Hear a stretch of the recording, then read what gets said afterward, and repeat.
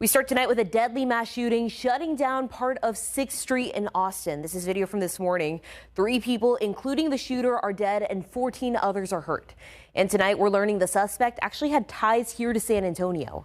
Thanks for joining us tonight. I'm Danielle Ibarra. The FBI says they found indicators that point to terrorism. Now, the shooting began just before 2 this morning in front of Buford's Bar on West 6th Street. And Austin police say 3 officers confronted the shooter, then shot and killed him. Now, in the last few hours, Austin police identified this man, Ndiaga Jani, as the shooter. He was 53 years old and became a U.S. citizen in 2013. Let me take you somewhere. Close your eyes for just a moment and picture a street in Austin, Texas. It's a Saturday night, close to 2 in the morning. The air smells like barbecue smoke and spilled drinks. Music is pouring out of open bar doors. People are laughing. Friends are taking photos. Groups of young people are walking from one venue to the next, completely free, completely alive. This is West 6th Street, and on most nights, it is exactly what a city should be, full of energy, full of life. One of the most popular spots along that strip is Buford's Backyard Beer Garden, a laid-back outdoor bar where you can sit on the patio and enjoy the warm Texas air. On the night of March 1st, 2026, the patio was full. College students, young professionals, visitors from out of town, all of them just living their lives the way young people do on a weekend night. Nobody that evening had any reason to believe that something terrible was about to happen. There were no signs, no warnings, just music, laughter, and the comfortable noise of a busy city doing what it does best. But somewhere on that same street, a black Cadillac SUV was moving through the crowd. And the man behind the wheel was not there to enjoy the night. He was 53 years old. His name was Ndiaga Jani, and what he was about to do would change West 6th Street forever. At exactly 1:58 in the morning, that vehicle slowed near Buford's Backyard Beer Garden. And then the shots began. In one single moment, the laughter stopped. The music stopped. Everything that made that street feel safe and alive was ripped away in a matter of seconds. People didn't even fully understand what was happening at first. Some thought it was fireworks. Some froze. Some ran. And some, tragically, never got the chance to do either. This is the story of what happened that night on West 6th Street. This is the story of 3 people who went out to enjoy their lives and never came home. And this is the story of a man whose actions have left a city and a nation searching for answers that may never fully come. Before we talk about anything else, before the investigation, before the questions, before the politics, we need to talk about the people who died. Because at the center of every headline, every news report, every debate about gun laws and security, there are real human beings. And their stories deserve to be told with care. The first victim was Ryder Harrington. He was 19 years old. Just 19. He had previously been a student at Texas Tech University, and on that night, he was visiting Austin with friends the way young people do, excited about the city, excited about the weekend, excited about being young. His friends later described him as the kind of person who made a room feel warmer just by being in it. Outgoing, energetic, full of life. He was standing outside a bar when the first gunshots rang out. He never made it home. He died at the scene, right there on West 6th Street. The second victim was Savita Shawn. She was 21 years old and studying at the University of Texas at Austin. She was a student in the very city where she was killed. She had a whole future mapped out, classes to finish, dreams to chase, a life still being built. That night, she was simply out with friends. Just a normal Saturday night. She was also killed in those first terrible moments of the attack. The third victim was Jorge Peterson. He was 30 years old, a mixed martial arts fighter from Minnesota. He had traveled all the way to Austin to prepare for his professional debut, the moment he had worked so hard to reach. He was still alive when paramedics found him, but his injuries were severe. He was rushed to the hospital and placed on life support. For one agonizing day, his family held on to hope. Then the doctors delivered the news that no family should ever have to hear. He was removed from life support and passed away shortly after. 3 people, a teenager, a college student, and a fighter chasing his dream. They had nothing in common with Ndiaga Jani. They did not know him. He did not know them. And yet their lives were taken by his hands on a street where they had only gone to enjoy themselves. More than a dozen other people were also injured that night, some critically.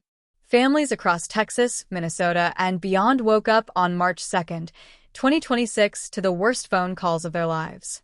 And none of them had seen it coming. Now here is where the story gets complicated. Because when something like this happens, we naturally want to understand the person who did it. We want a clear answer. We want something that makes sense of senseless violence. And what we usually find, as investigators found here, is that the truth is messy.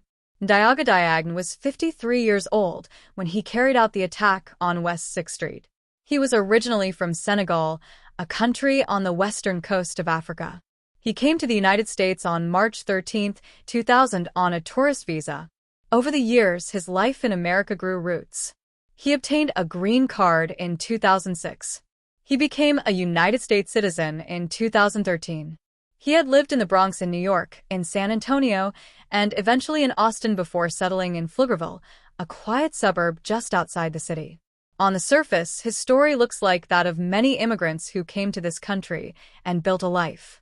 But when investigators began pulling back the layers, they found a much darker picture underneath.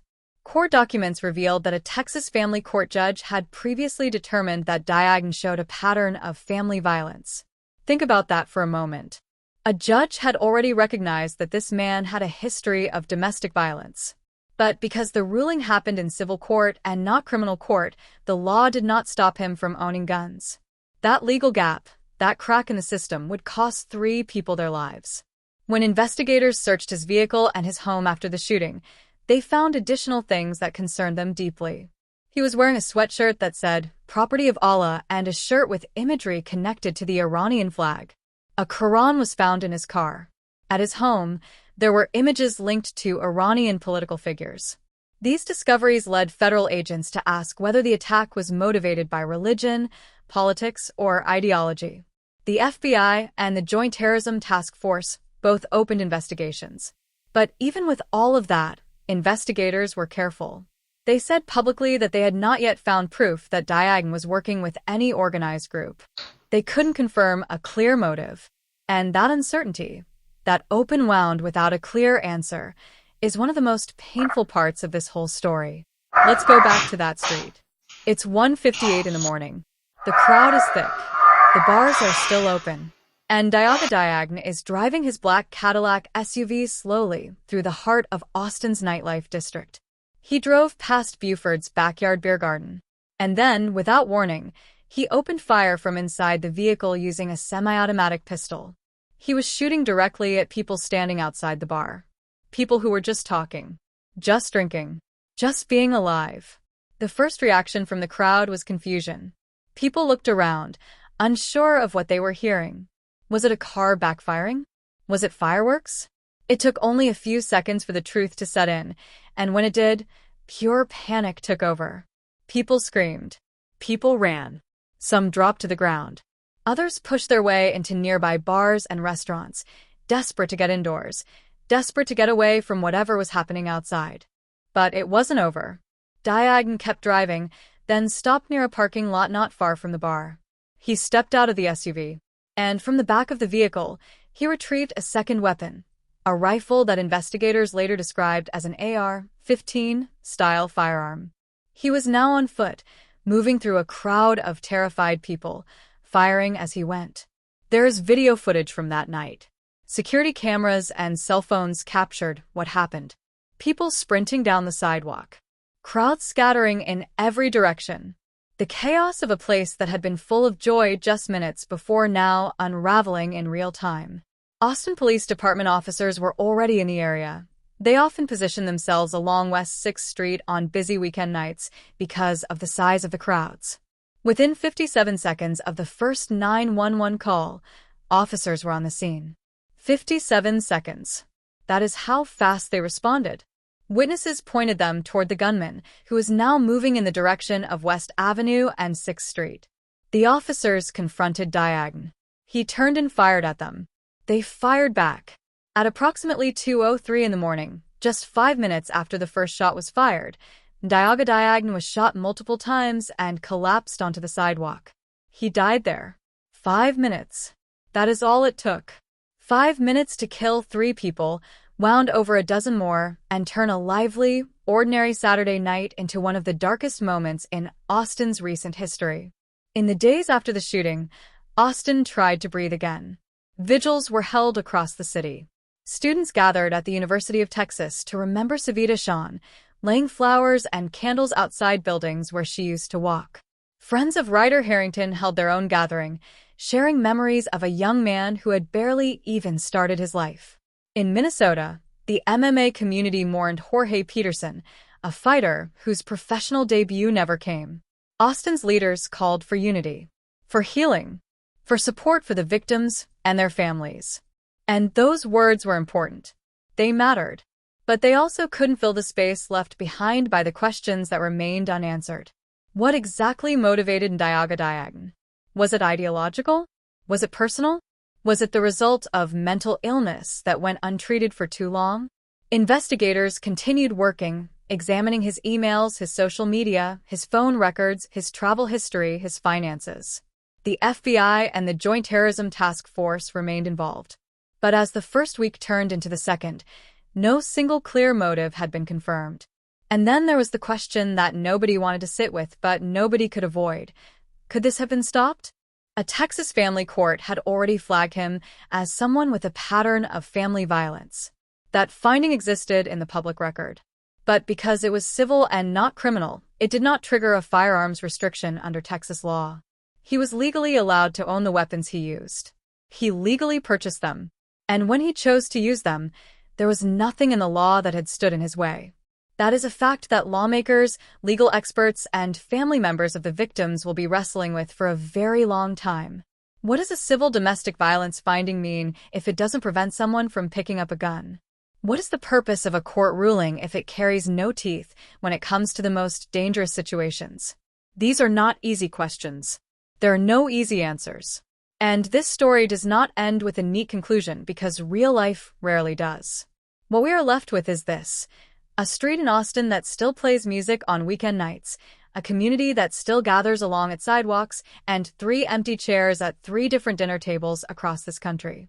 Ryder Harrington, Savita Shawn, Jorge Peterson. They went out on a Saturday night and never came home. That is what this story is really about. Not the shooter, not the politics, not the investigation. It is about 3 ordinary people who deserve to live and a system that in the end did not protect them. Remember their names. Thanks for watching. Don't forget to subscribe, comment, hit that like button, and turn on notifications for more crimes videos.